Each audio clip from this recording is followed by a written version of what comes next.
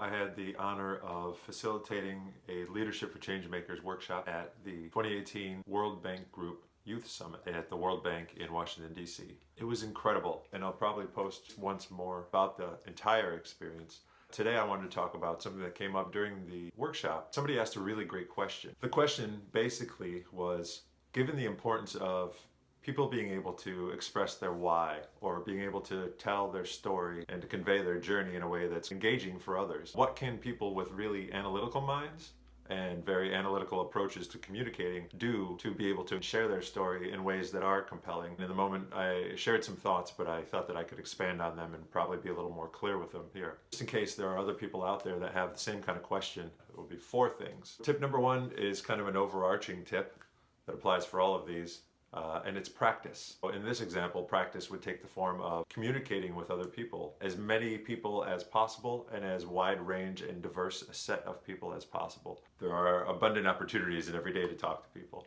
In order to do so successfully, you will naturally have to change the way that you're talking in order to be received in a way that is fluid and connecting. Another way to communicate that I think is really important to practice is writing. So I would suggest writing more. That's been hugely beneficial for me, especially over the past year. I started writing first thing in the morning, every morning, often just kind of a stream of conscious or describing certain things that are in the room or that I see outside a window. And that will help lessen the gap between what happens up here and what comes out of here. And also what happens up here and what is expressed from here or here online or in the text sphere. And getting feedback from people and knowing when people are engaged and connected, you can also tell when people are not engaged and not connected. And so in paying attention to that feedback, both verbal and nonverbal, adjusting the way that you're talking or what you're talking about, that will be hugely helpful, ultimately helping you decide what you communicate, when you communicate it, and how you communicate it. Tip number 2 has to do with creativity and reinterpreting the world in creative ways. To me, creativity has to do with reinterpretation and looking at things in different ways. By approaching experience in a different way, I mean looking at things differently, literally, and also metaphorically.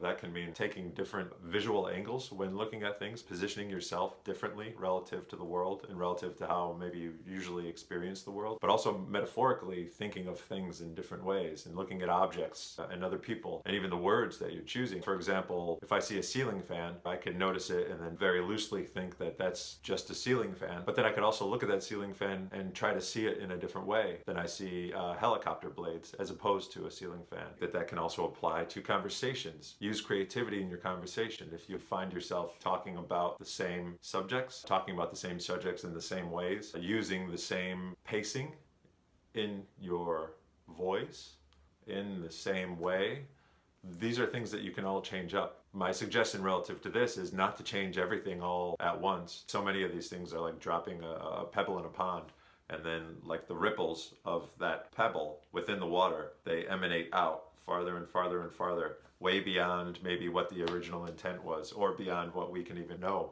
If you practice thinking creatively and interacting with people creatively, adopting different approaches and different styles, then naturally that will start to stretch your mind in a way to where it complements the analytic approach that may be more natural to you. And ultimately that the analytical and the creative kind of work together to where it becomes a really potent combination.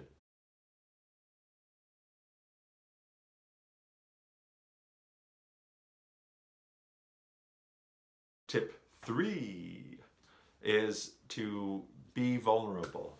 What does it mean to be vulnerable? To me, being vulnerable means being honest, being transparent, and sharing things that maybe I may not always be in the practice of sharing, but especially those things that I would like to have known about me, or experiences that I've had that I laugh at about myself. I typically find if I share them with other people, they have had similar experiences, and they're happy that I shared them. Or maybe they share them first, and they're vulnerable, and that inspires me to be vulnerable and share as well. Vulnerability, in many ways, is a naturally connecting thing, including vulnerability in both what you're talking about and the way that you talk about it, used in writing or when used in verbal expression. It can be something that's very engaging. I think that people are hungry for vulnerability because it's a human thing. Being vulnerable in your writing and in your expressing will take bravery. Tip 4 is take improv classes.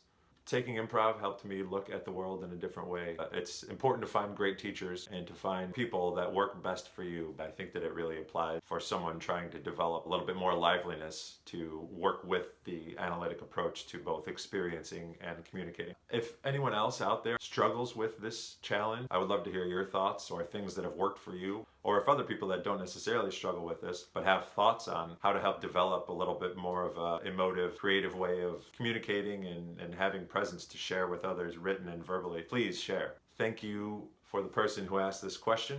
Thank you to the World Bank Group and everyone involved. Thank you so much for this great experience.